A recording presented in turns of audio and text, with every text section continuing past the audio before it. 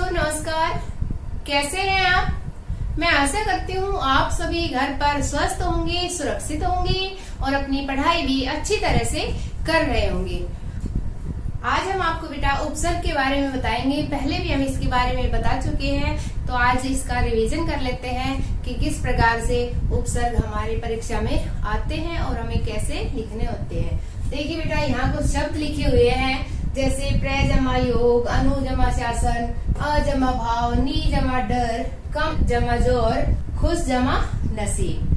तो इनमें एक चीज कॉमन है और वो क्या है कि इन सब में ये क्या है, ये भी लिखे हुए मूल शब्द है। और जब मूल शब्द के आगे कोई शब्दांश लग जाता है तो वो क्या कहलाता है? उपसर्ग कहलाता है। मूल शब्द के आगे किसी शब्दांश के लग जाने से जो नया शब्द बनता है वो क्या कहलाता है? उपसर्ग कहलाता है। तो बेटा, शब्दों की रचना तीन प्रकार से होती है। पहला होता है उपसर्ग के आधार पर, दूसरा होता है प्रत्यय के आधार पर और तीसरा होता है समास के आधार पर। यहाँ मैंने योग लिखा था और मैंने प्र जोड़ दिया तो क्या बन गया? प्रयोग। प्र का अर्थ क्या होता है? अधिक, यानी कि अधिक योग। ऐसे और भी बहुत सारे शब्द बन सकते हैं, जैसे प्र में हमने कार लगा दिया तो क्या बन गया? प्रकार, प्रभाव। ये तो इस तरह से बहुत सारे शब्द बन सकते हैं। ऐसे ही अनु का अर्थ होता है बेटा पीछे, तो और यहाँ शासन, तो अनुशासन, किसी शासन के पीछे चलना, नियमों के पीछे चलना, तो क्या बन गया? अनुशासन। तो अनु उपसर्ग लगाकर हम और भी ऐसे बहुत सारे शब्द बना सकते हैं, जैसे अनुसरण, अनुमान। तो ऐसे बहुत सारे शब्द हम बना सकते हैं। अगले देखिए, ए प्लस भाव। ए मतलब निषेध, भाव अभाव बन गया, ठीक है। नी जमा डर, नी मतलब के बिना, डर, डर के बिना, निडर। कम, थोड़ा जोर और कमजोर बन गया, खुश नसीब।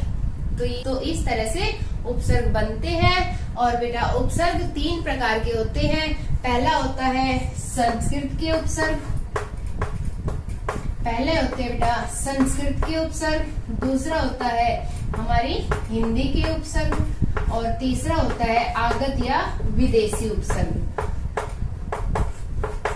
संस्कृत के उपसर्ग बेटा क्या होते हैं कि जो संस्कृत भाषा के अपने खुद के उपसर्ग है, जैसे यहाँ पे दो उदाहरण लिखे बेटा, ये संस्कृत के ही उपसर्ग है। दूसरा आता है हिंदी के उपसर्ग, हिंदी संस्कृत की ही बेटी मानी जाती है, तो हम ये सारे ही उपसर्ग है, ये हम संस्कृत के कह सकते हैं। लेकिन यहाँ पर हम कुछ उपसर्गों को हिंदी का बताते हैं, जिन्हें केवल हिंदी में ही प्रयोग किया जाता है, जैसे अ, नी, ये दोनों हिंदी की ही उपसर्ग है। अगला आता है बेटा विदेशी। कोई भी दूसरी भाषा के उपसर्ग होते हैं वो विदेशी उपसर्ग कहलाते हैं, जैसे खुश और कम, ये दूसरी भाषा की है। बे हो गया, ला हो गया, तो इस तरह से बहुत सारे उपसर्ग है जो विदेशी भाषा के होते हैं। तो बेटा, अभी हमने पढ़ा कि उपसर्ग क्या होते हैं कि जो शब्दांश किसी शब्द के आगे लगकर उसका अर्थ बदल दे, क्या नया शब्द बनाए, वो क्या कहलाता है? उपसर्ग। यहाँ देखो बेटा, उपसर्ग, उप होता है पास में, समीप, ठीक है, और आसर्ग मतलब आकर के, तो उपसर्ग। तो यहाँ पे यही तो बताया कि जो शब्दांश किसी शब्द के आगे लगकर नया शब्द बनाए वो उपसर्ग कहलाता है। अब देखिए बेटा, किस प्रकार से परीक्षा में पूछे जा सकते हैं। नीचे दिए गए शब्दों से उपसर्ग और मूल शब्द अलग करें। हमें उपसर्ग अलग लिखना है और मूल शब्द अलग। तो यहाँ कुछ शब्द लिखे हुए हैं, देखिए किस प्रकार से हम इनको अलग करेंगे। यह शब्द है अभिमान, तो हमें पहले तो क्या छाटना है? इसमें उपसर्ग छाटना है। तो अभिमान में उपसर्ग क्या होगा? अभी बताया था कि उपसर्ग आगे लगेगा और वो भी शब्दांश होगा। तो यहाँ पे मूल शब्द क्या दिख रहा है हमें? मान, और उपसर्ग क्या हो गया हमारा? अभी। तो ये हमने उपसर्ग कर दिया और इसमें हमने मान मूल शब्द निकाल दिया। इसी तरह से अतिरिक्त, अति उपसर्ग हो गया और रिक्त क्या हो गया? मूल शब्द। तीसरा है लापरवाह में ला उपसर्ग हो गया और परवाह में मूल शब्द हो गया। अगला है बेजान, वो ये इसमें आगे बे लग रहा है और जान एक मूल शब्द है। प्रबल में प्र उपसर्ग है और बल मूल शब्द है। तो इस तरह से बेटा हमें उपसर्ग और मूल शब्द अलग अलग करने होते हैं, जो आप पढ़ोगे तो बहुत ही आसानी से इनको अलग कर पाओगे। अगला देखिए बेटा, निम्न शब्दों में उपसर्ग लगाकर नया शब्द बनाइए। ये हमने कुछ शब्द लिख दिए हैं, अब हमें इनमें उपसर्ग लगाना है। बेटा जन्म है, जन्म में हम कौन सा उपसर्ग लगाएंगे? प्र नहीं लगाएंगे, प्र जन्म नहीं, तो इसमें हम क्या लगाएंगे? आ, तो क्या बन जाएगा? आ जन्म, मतलब जन्म तक। योग, योग में हम प्र लगा देंगे तो क्या बन जाएगा? प्रयोग। वास, वास से क्या बनाएंगे नया शब्द? नी लगा देंगे तो क्या बन जाएगा? निवास। आ, इसमें हम आ भी लगा सकते हैं जिससे क्या बन जाता है? आवास।